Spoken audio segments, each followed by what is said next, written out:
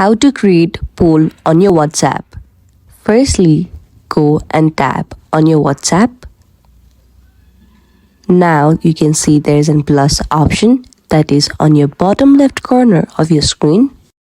Now you can see there are a lot of options in which you have to tap on the last option, which is called poll.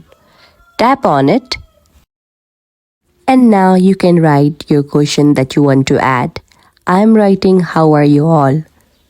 Here in options, you can add your options. Once you're done adding your questions and answers, you can tap on the option called send, which is on your top right corner of your screen. Tap on send. The poll will now appear on your screen. You can now tap on any options that you want, fine or normal. If you found my video helpful, make sure to give big thumbs up and subscribe to our channel. Thank you.